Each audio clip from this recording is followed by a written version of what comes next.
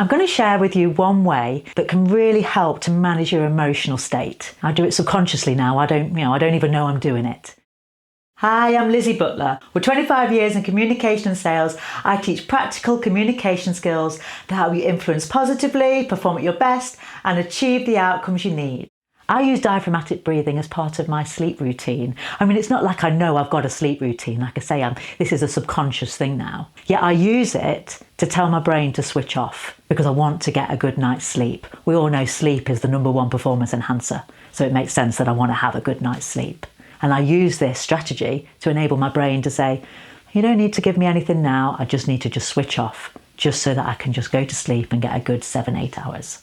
I also use it, and it can be very useful using it as well, in meetings. You know those kind of meetings when someone might just be frustrating you a little bit? Well, then this can come in very handy because it immediately sends a calming signal to the brain to say, don't react, don't give me anything, I don't need any negative emotion, I've got this. And it works really, really well. You can practice diaphragmatic breathing, you can practice it standing up, lying down, sitting in a chair like this. You can practice it anywhere. Let me just take a moment just to show you how to do it. For the purpose of me showing you, I'm going to stand up because I think it's going to be easier, and I am going to over-exaggerate it so that you can get a real feel for it.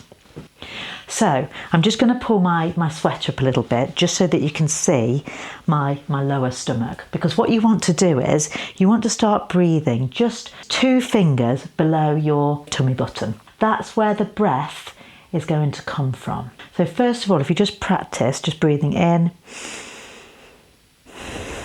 and out, that's where we need the breath to be. Now, diaphragmatic breathing, I'll explain it first of all, is as we breathe in, we're going to push our stomach out. So we're going to breathe in and we're going to push our stomach out, and we're going to feel the breath move up through our rib cage, around the back of our eye sockets, around the back of our brain, and then we're going to breathe out through our nose. And as we breathe out through our nose, we're going to pull our stomach in.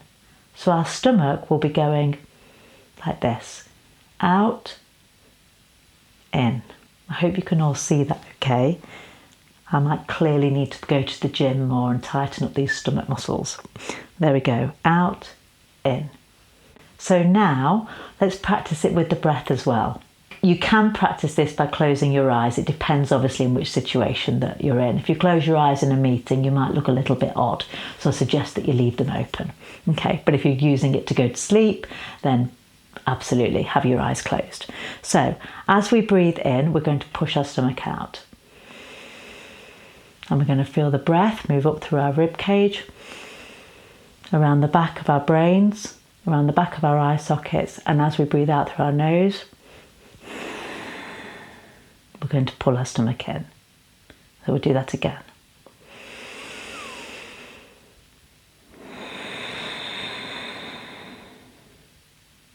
By doing this, this immediately sends a message through to the brain to tell your brain you don't need to react, we've got this.